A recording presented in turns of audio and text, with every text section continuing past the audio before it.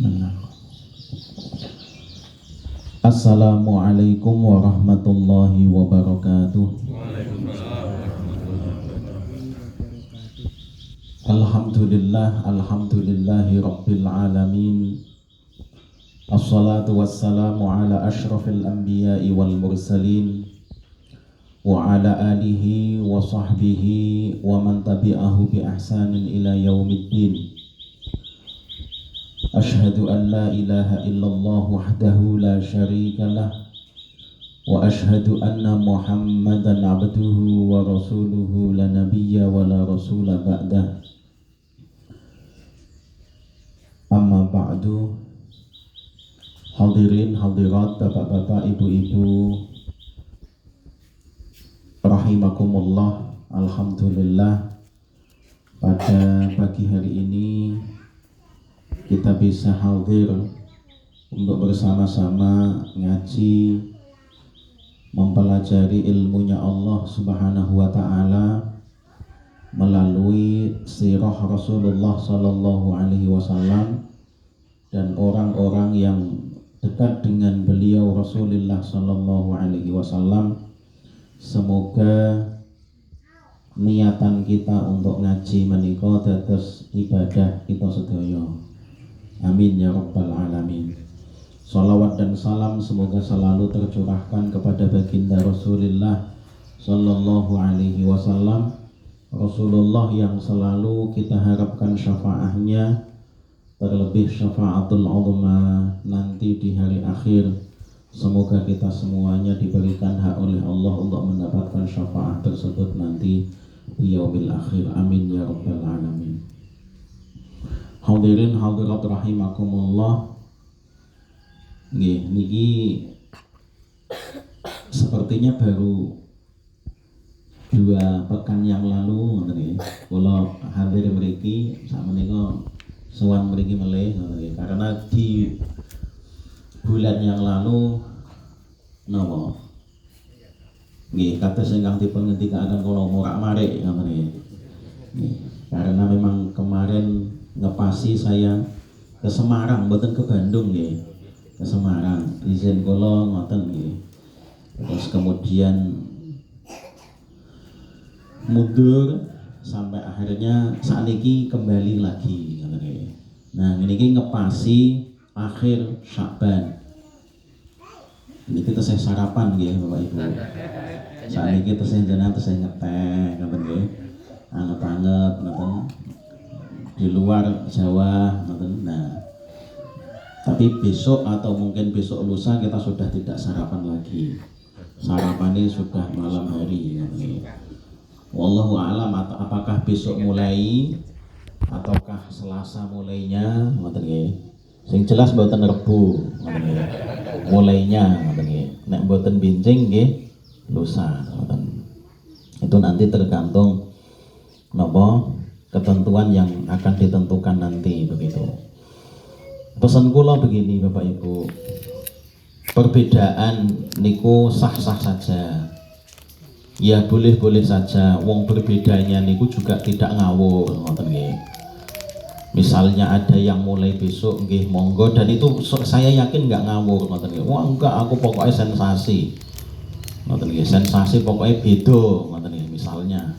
Ataupun misalnya mulainya hari Selasa, ngoten nggih. Niku nggih saya yakin juga bukan sensasi, mesti ada alasannya masing-masing begitu.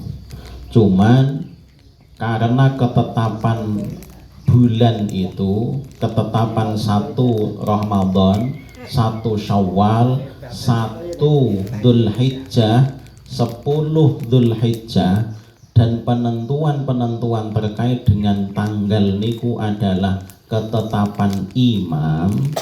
Maka sebaiknya ketika kita berbeda dengan imam kita, tidak usah kita ekspos, ngoten nggih. Tidak usah kita duduh-duduh nih.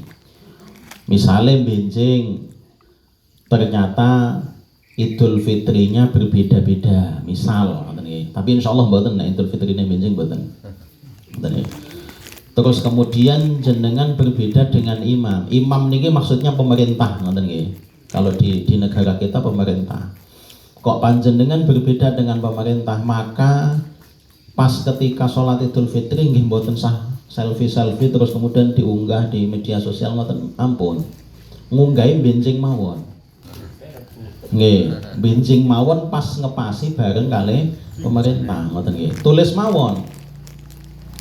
Napa nika? Let post ngoten nggih. Terlambat ngepost ngoten nggih. Niku mawon nggih. Artinya napa? Memang ketetapan itu dimiliki oleh imam. Ngoten nggih, atau ulil amri begitu. Kula matur ngeten iki tidak terus kemudian wah iki pemerintah ngeten dan mboten. Sampai kapanpun pemerintahannya siapapun dan bentuknya kaya napa pun saya juga akan ngomong ngeten iki. Karena dalam fikih memang seperti itu, dan dalam hukum dalam hukum Islam memang nggih ngoten niku. Nek beda dengan wong saya juga pernah kok sering kok ngoten niku nggih. Saya sering ngalami berbeda dengan pemerintah yang sah ditetapkan oleh pemerintah, tetapi saya juga tidak mengekspos. Ngoten nggih. Saya tidak mengekspos karena napa? Menurut keyakinan hitungan saya enggak seperti itu begitu. Niku terjadi ketika dulu saya kuliah. Ketika dulu kuliah niku ngitung dengan dosennya, dihitung nik tenan nggih, karena memang kuliah saya di hukum Islam ngoten nggih. Dan ada materi, ada mata kuliah itu, dan ternyata nopo pemerintah ketika itu menetapkan hari yang berbeda. Dosen kula mewanti-wanti, jangan sampai kamu sholat bareng dengan yang ditetapkan oleh pemerintah, tetapi hanya untuk kamu saja. Akhirnya nggih dalam satu asrama kita sholat sendirian, kita sholat id sendiri, tapi tidak diekspos kemana-mana, karena apa? Berbeda dengan yang ditetapkan oleh pemerintah, niku. Dan itu terjadi mungkin 2 kali, dan bukan 3 kali, karena tempat saya kuliah negaranya dekat dengan Saudi Arabia. Dan satu tempat terbit matahari dengan Saudi, satu tempat tenggelam dengan matahari dan dengan Saudi. Akhirnya pemerintah lebih condong untuk mengikut ke pemerintah Saudi begitu.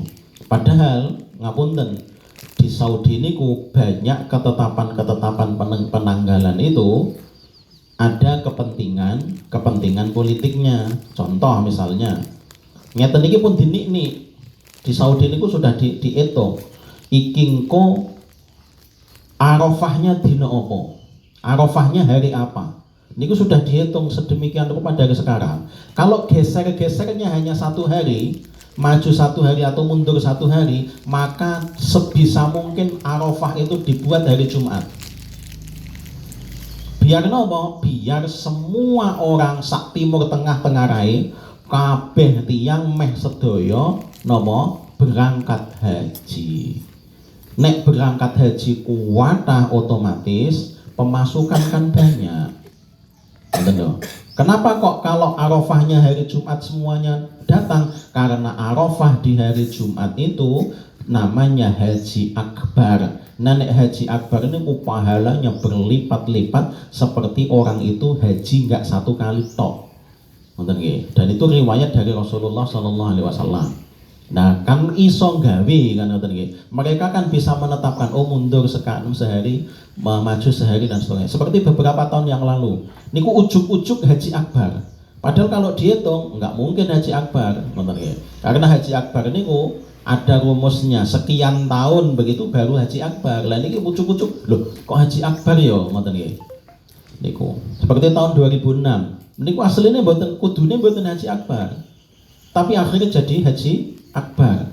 Sampai akhirnya kejadian orang Indonesia banyak yang nggak dapat makanan, geger, keliren kabeh. Lah niku gara-gara orang-orang datang banyak, akhirnya catering niku disabotase oleh banyak orang, termasuk yang tersabotase adalah tiang Indonesia. Akhirnya sing boten mangan ngoten iki. Pas niku nek kula kuatah panganan, wong kula ngertos nggene panganan ngoten iki.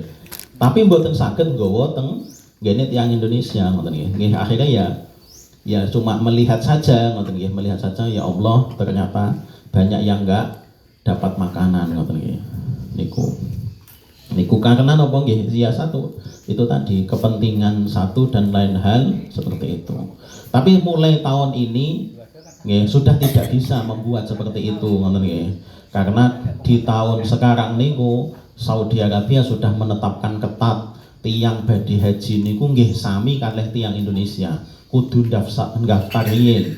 Harus mendaftar dulu, harus berproses dulu niku mereka. Nek zaman riyen mboten. Pokoke krungu haji akbar ngoten del. Tanggal setunggal, tanggal kalih, tanggal 3 niku, kalih 3 sekawan niku, tiang langsung. Mulai tiang Yaman, tiang Oman, tiang Bahrain, tiang Kuwait ngoten niku jalan penuh. Soalnya napa? Langsung berangkat teng Mekah ngoten niki. Saat itu nggih namung kados badhe Jumatan ngoten niku.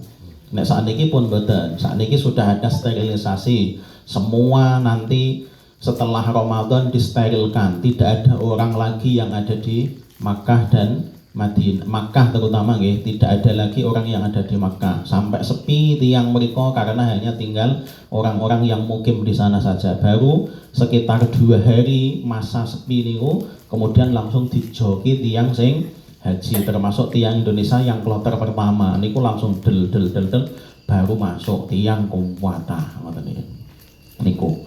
Nah, sakniki pun mboten saged main maju mundur 1 hari 2 hari, 1 hari maju mundur 1 hari, itu sudah tidak bisa karena apa? Aturannya semakin ketat begitu. Karena ini pun masukan dari negara-negara yang lainnya. Nggih, niku kaitannya dengan saat ini kita berada di penghujung Sya'ban. Mugi-mugi nanti kita bisa memasuki bulan Ramadan dengan baik dan kita bisa mengisinya dengan isian-isian ingkang sae. Mugi-mugi Ramadan niki jauh lebih baik dibandingkan Ramadan yang lalu. Amin ya rabbal alamin. Nggih, kita lanjutkan pembahasan sirah Rasulullah sallallahu alaihi wasallam sampai pada garwa Rasulullah sallallahu alaihi wasallam yang keempat. Kalau kemarin kita sudah membahas istri atau garwanipun Rasulullah yang ketiga, yaitu Sayyidah Aisyah radhiyallahu anha yang begitu terkenalnya. Nah, sekarang kita akan membahas garwa Rasulullah yang keempat niki mboten patos terkenal, tidak begitu terkenal. Cuman di kalangan ilmuwan atau akademisi Islam, beliau niki terkenal karena beliau juga pandai seperti Sayyidah Aisyah dan juga banyak meriwayatkan hadisnya Rasulullah atau menceritakan kehidupan Rasulullah Sallallahu Alaihi Wasallam. Beliau adalah Hafsah, Hafsah binti Umar bin Khattab. Terus Umar bin Khattab itu sahabat seniornya Rasulullah sekaligus maratuwane Rasulullah sallallahu alaihi wasallam. Sahabat senior sekaligus maratuwa Rasulullah sallallahu alaihi wasallam. Hafsah binti Umar bin Khattab. Hafsah niki juga janda ketika dinikahi oleh Rasulullah sallallahu alaihi wasallam. Janda tapi masih muda, masih usia 20 tahun. Karena garwani Hafsah niki meninggal dunia ketika perang Badar. Perang Badar, garwani Hafsah niki meninggal. Terus kemudian selang 2 tahun setelah kematian garwani garwannya Hafsah niki, kemudian Rasulullah meminang Hafsah. Ini kemudian muncul istilah iddah, iddah atau masa menunggu. Masa menunggu ini juga kemudian yang merumuskan iddah secara jelas niku di kejadian niki, meskipun di Saudah dulu atau garwanipun Rasulullah yang bernama Saudah niku juga Rasulullah sudah menyebut-nyebut masa iddah, masa menunggu begitu. Tetapi kemudian masa iddah niki tertuliskan di dalam ayat Al-Qur'an dengan jelas niku turunnya ya gara-gara Rasulullah Shallallahu Alaihi Wasallam meminang Hafsah ini.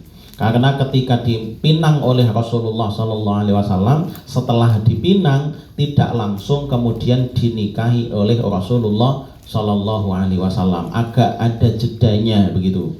Nah kemudian turunlah ayat yang menerangkan tentang masa iddah. Nek ditinggal mati segini, nek terus kemudian hamil begini dan seterusnya. Secara terumuskan jelas niku di kejadian apa Sayyidah Hafsah niki.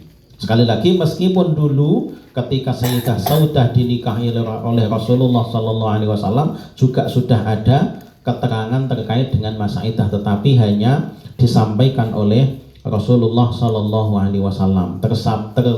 Termasuk niki juga fungsi ayat Al-Quran itu adalah sebagai penjelas dari apa yang disampaikan oleh Rasulullah Sallallahu Alaihi Wasallam. Niku Hafsah secara keturunan masih masih satu jalur dengan Rasulullah Sallallahu Alaihi Wasallam. Mbah yang ke-9 itu sama. Mbah yang ke-9 itu sama, bertemu dengan jalur nasabnya Rasulullah Sallallahu Alaihi Wasallam. Nek tiang Arab ngeten iki ngertos, tapi nek tiang Jawa kan jarang. Sing ngertos sampai mbah ke-9 ngeten niku kan jarang. Ketiga wis ilang ngoten nggih. Niku.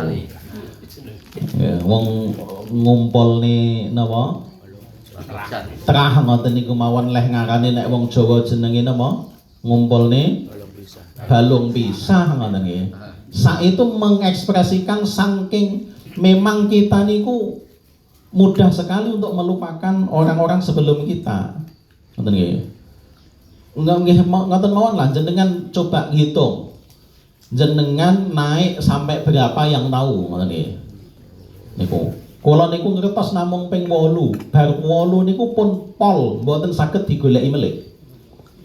Kemana niku nggak tahu ngoten nggih.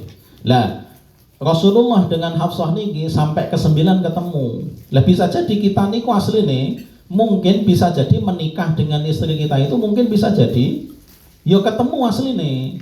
Misalnya ke-9 atau ke-8 ngoten bisa jadi. Napa malih nggih ngepek tanggane dhewe atau mungkin sak kecamatan atau mungkin sak desa bisa jadi ketemu tunggal mbahnya begitu, bisa jadi begitu. Karena tetapi karena memang kita tidak terdeteksi itu, akhirnya kita ya nggak tahu, ngoten nggih, tidak tahu. Dan banyak memang napa sahabat-sahabat Rasulullah Sallallahu Alaihi Wasallam itu yang kemudian tersambung nasabnya dengan Rasulullah bertemu di mbahnya yang kesekian, begitu banyak, banyak.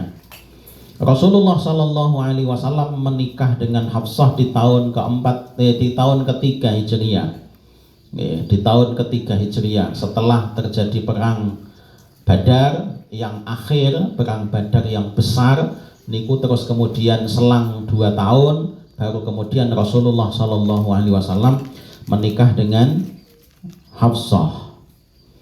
Ciri khasnya Hafsah niku adalah orang yang qawwamah, disebut-sebut oleh Rasulullah dan juga di dalam hadis-hadisnya Rasulullah yang lain.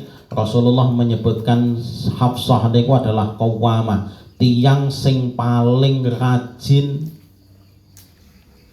napa? Salat sunnah, terutama salat sunnah malam. Di antara sekian garwanipun Rasulullah Sallallahu Alaihi Wasallam, Hafsah itu adalah orang yang paling rajin dalam beribadah, pinter, muda, hampir sama dengan mudanya Sayyidah Aisyah. Itulah sebabnya kemarin sudah saya sering sampaikan bahwa kenapa?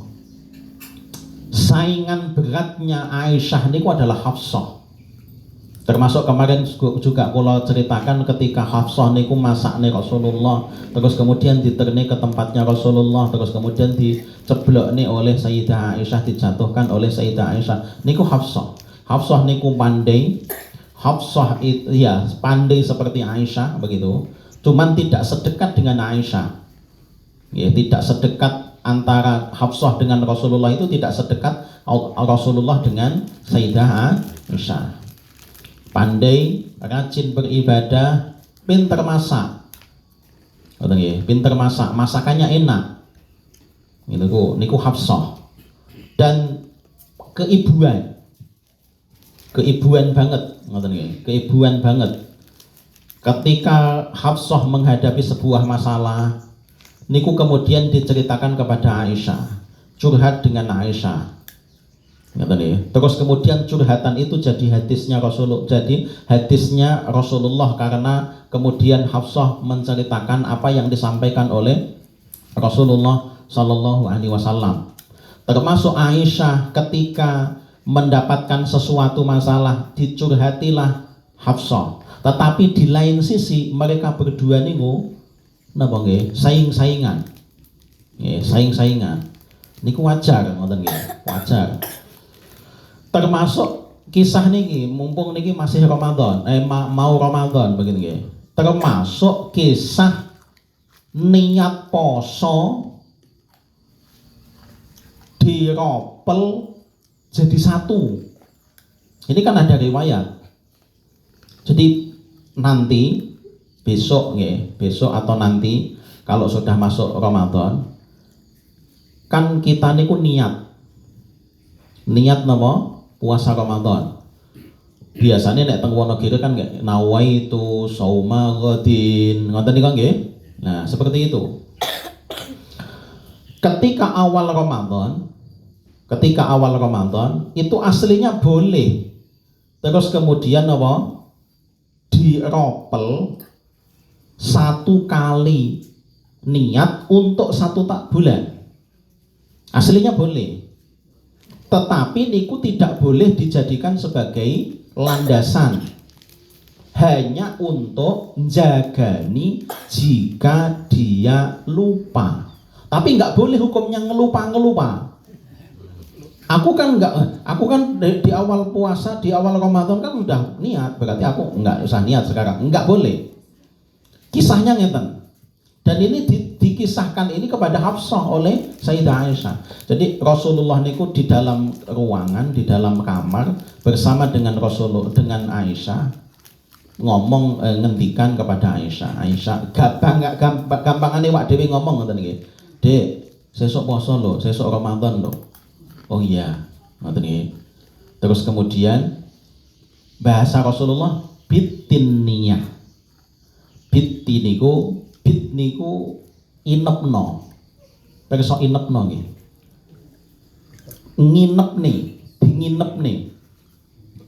Nginep niku bermalam.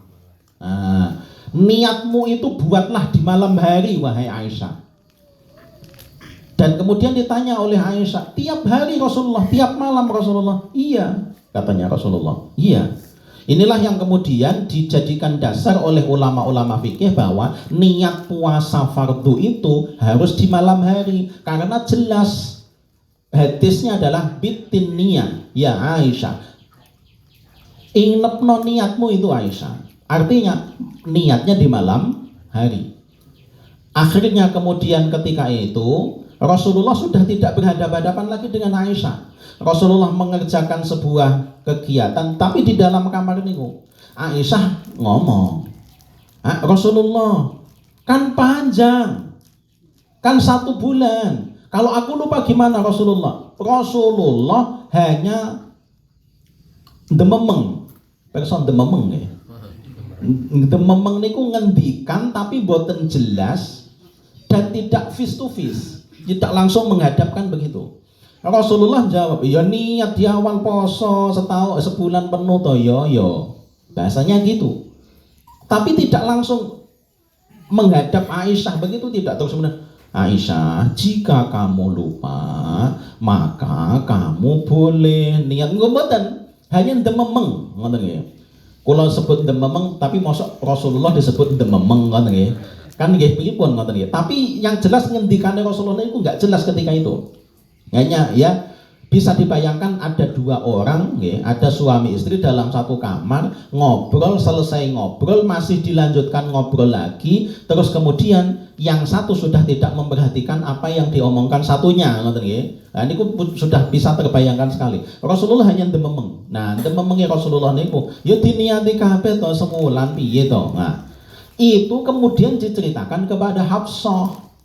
Diceritakan kepada Hafsah, kemudian yang meriwayatkan hadis ini adalah Hafsah, sampai akhirnya derajat hadis ini tidak sampai derajat sahih. Tetapi ini terjadi fakta pada diri Rasulullah. Akhirnya pendapat ini diambil oleh madhab Imam Malik atau Imam Maliki. Mereka mengatakan, Imam Malik mengatakan boleh niat puasa itu diniatkan satu kali di awal Ramadan, tapi ditambahi jagani nek mbok menawa kelalen di hari-hari ya bulan Ramadan.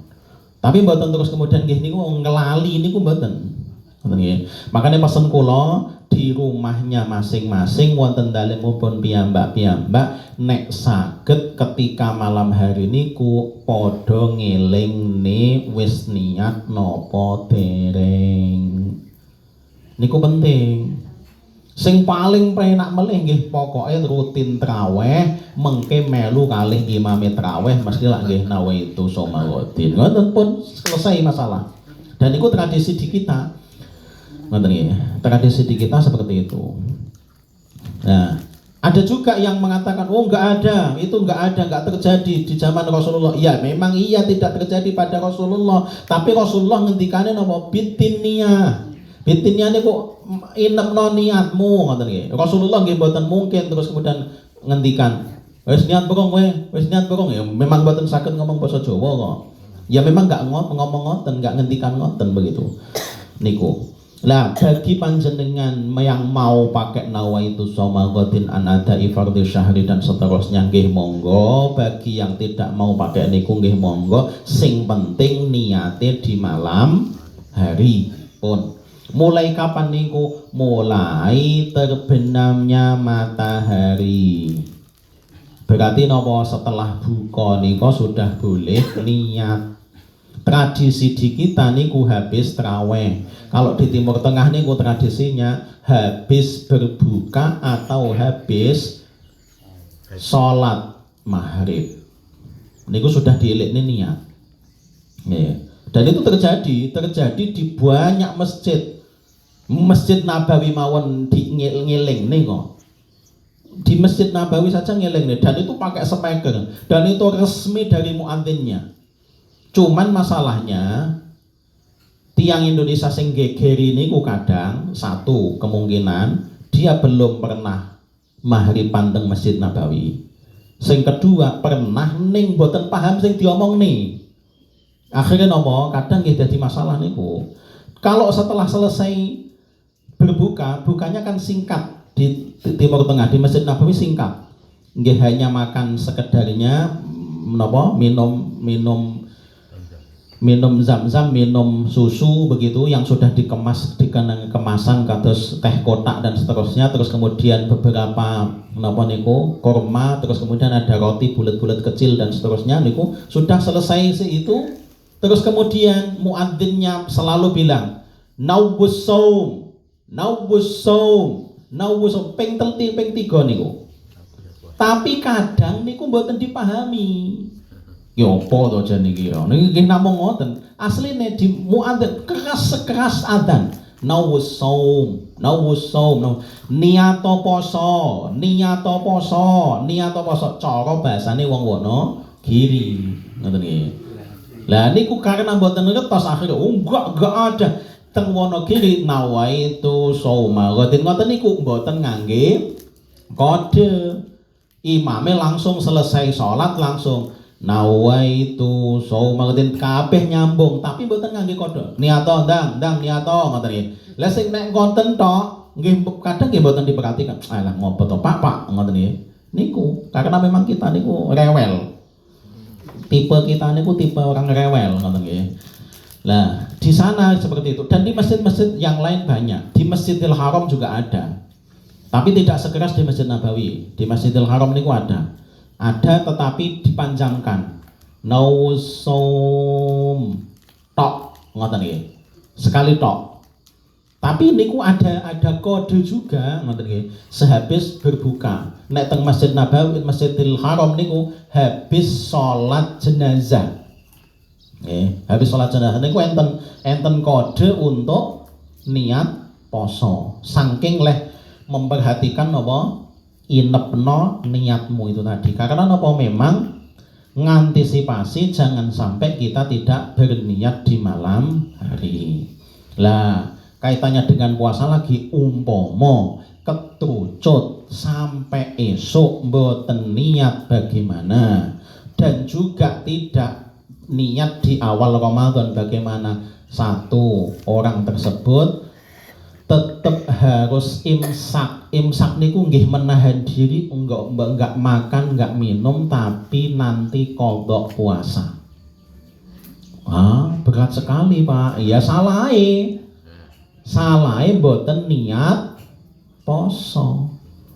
Nek beda dengan puasa sunnah. Kalau puasa sunnah niku sakniki mawon ngeten nggih. Kita niat puasa boleh. Dari pagi, dari subuh tadi dieling-eling. Saya tadi belum minum, belum makan, belum. Oh ya udah niat aja sekarang. Aku puasa aja lah kayak gitu. Misalnya seperti itu. Ya boleh-boleh saja ngoten nggih. Misalnya males maem ngoten nggih. Males maem. Males kok maem nggih. Males maem ngoten nggih. Terus kemudian ya udah males maem aku poso wae ngoten nggih. Itu jam 10 siang ya boleh-boleh saja. Kalau puasa sunnah. Batasnya sampai kapan kalau puasa sunnah? Sampai sholat duhur. Ada yang bilang tidak ada batasnya. Tapi mayoritas ulama mengatakan batasnya adalah sampai sholat duhur. Boleh untuk baru niat puasa sunnah. Tapi kalau puasa Ramadan tidak boleh. Harus di malam hari.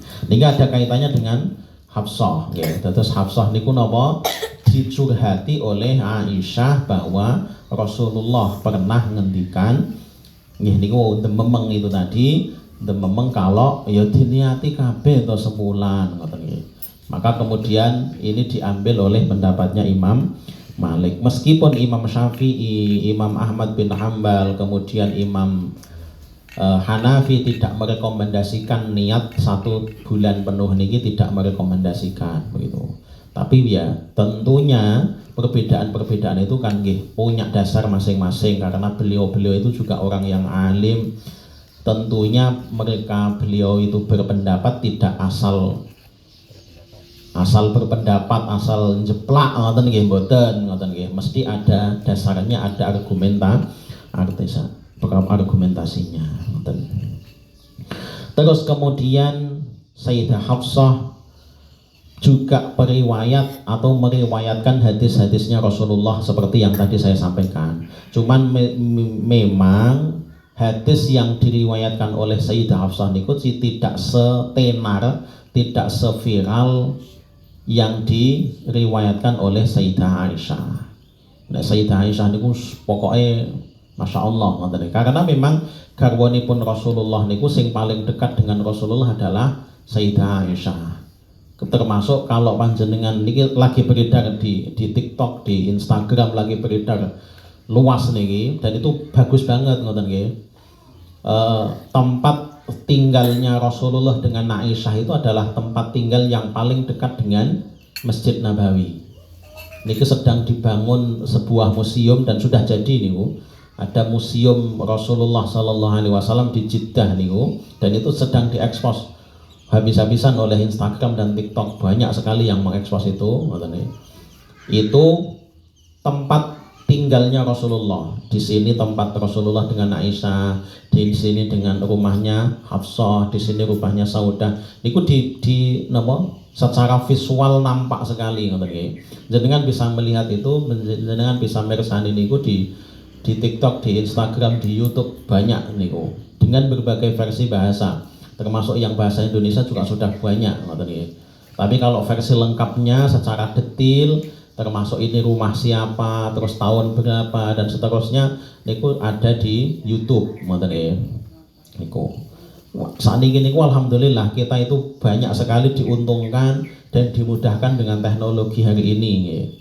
Jenengan bisa melihat seperti itu tanpa harus pergi ke Jeddah mriko. Nggih, badhe mirsani niku tok nek sampai di sana kan nggih butuh butuh pinten kan nggih. Minimal ya nganggo juta-juta kan nggih. Nah, niku kita tinggal buka aja di internet gitu. Sekarang sudah bisa.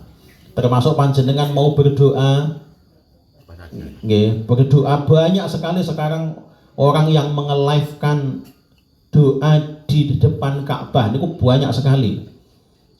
Terutama di Instagram atau di TikTok banyak sekali yang menge-live-kan. Jenengan silahkan berdoa terus kemudian dibaca oleh orang yang menge-live-kan itu dan kemudian dibaca di depan Ka'bah. Niku saking mudahnya kita saat ini. Makanya nopo teknologi saat ini ampun digunakan untuk hal-hal ingkang negatif. Nek digunakan untuk hal-hal ingkang negatif, insya Allah juga akan terus negatif terus. Dan sekarang teknologi juga saat ini tiang niku akan terprogram dengan apa yang dilihat. Contoh, HP nih panjenengan kok biasa digunakan untuk mersani hal-hal ingkang negatif, maka dengan sendirinya akan diarahkan ke hal-hal yang negatif, terus akan diarahkan ke hal negatif. Kenapa? Karena algoritma Meta sekarang itu, algoritma YouTube saat ini itu mengarahkan orang itu kecenderungannya di apa.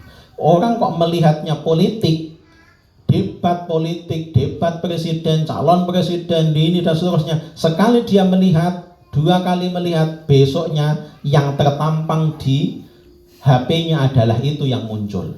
Sekali panjenengan kok melihat misalnya Masjidil Haram, Masjid Nabawi begini dan seterusnya, itu jenengan scroll, cari lagi.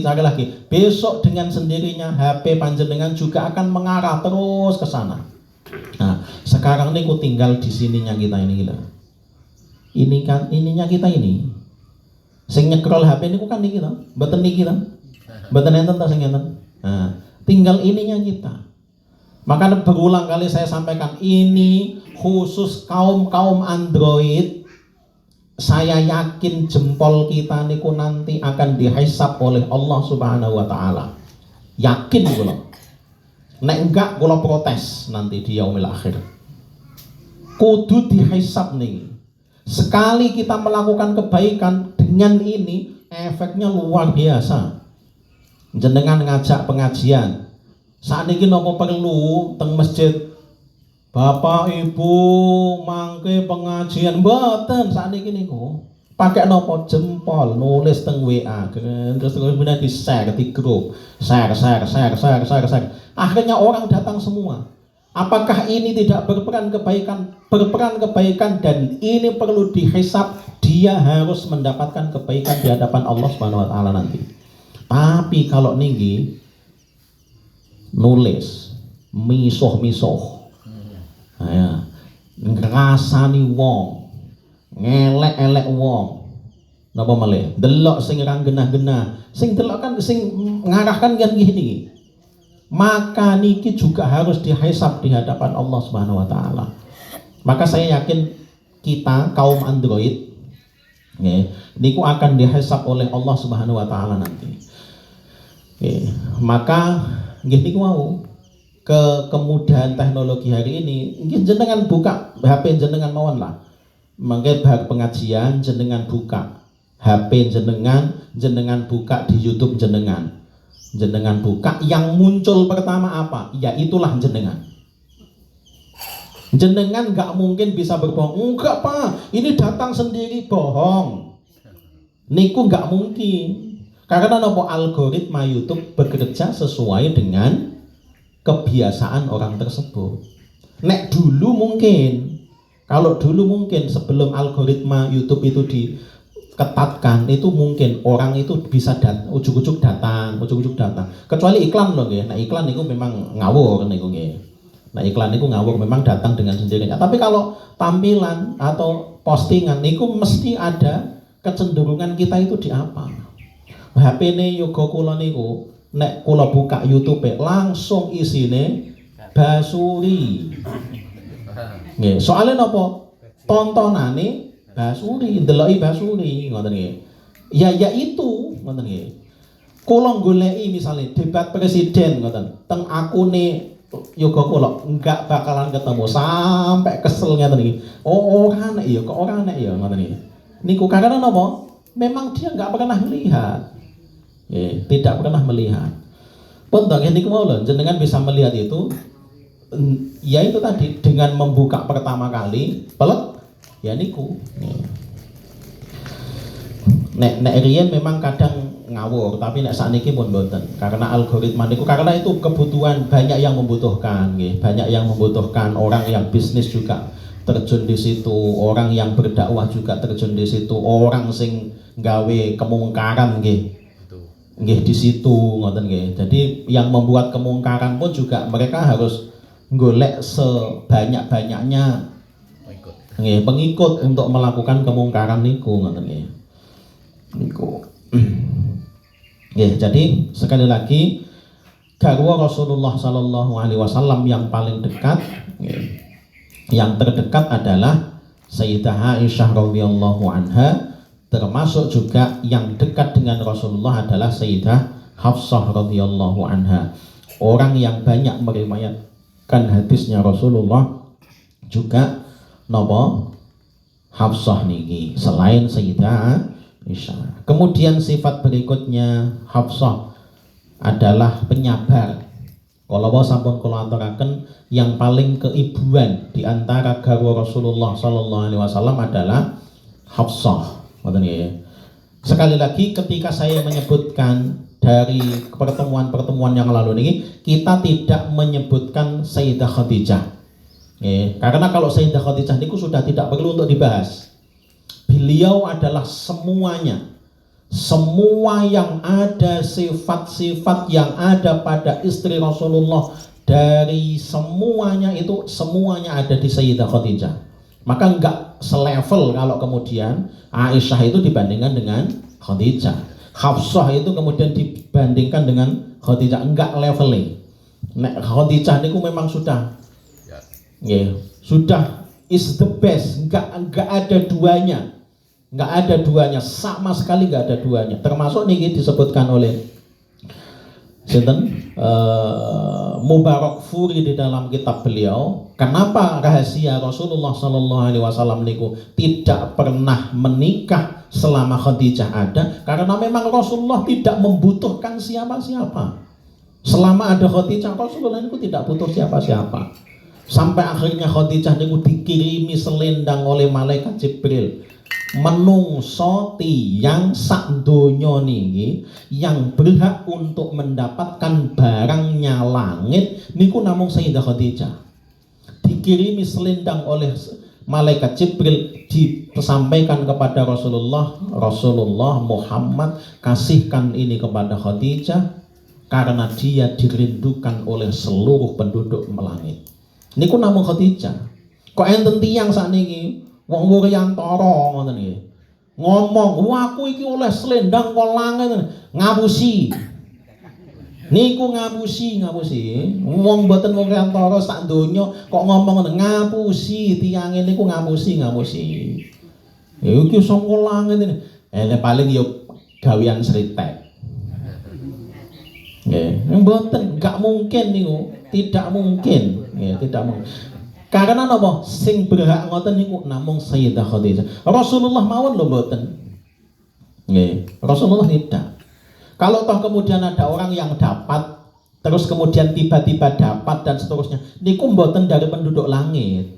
Bisa jadi dari alam lain dengan dimensi yang berbeda masuk ke dimensi dunia ini, dimensinya kita, terus kemudian wujud di situ, itu bisa jadi. Tapi mboten kok dari penduduk langit, dari malaikat terus dikirim teng waduk, mboten niku ngapusi niku, jelas ngaco ngoten nggih.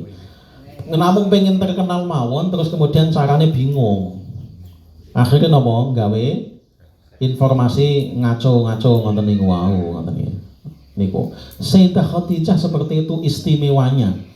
Ya, dia tidak hanya di hadapan Rasulullah, di hadapan Allah, di hadapan para malaikat, di hadapan para penduduk langit, semuanya mengistimewakan Khadijah, garwanipun Rasulullah Sallallahu Alaihi Wasallam. Maka sekali lagi kula matur kaitannya dengan garwa-garwanipun Rasulullah ini bukan kemudian menafikan Khadijah, mboten nek Khadijah wis mboten sah dibahas.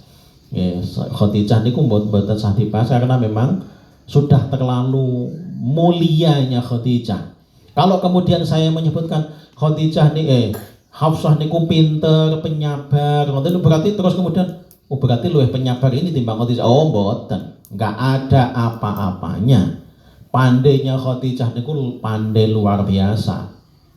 Kenapa kok Khadijah niku tidak meriwayatkan hadis? Karena memang Rasulullah ketika hidup bersama dengan Khadijah masih banyak masa-masa kehidupan Rasulullah niku di bawah tekanan orang-orang kafir Quraisy di Makkah. Mulane Rasulullah mboten patos digatekne suarane karena napa?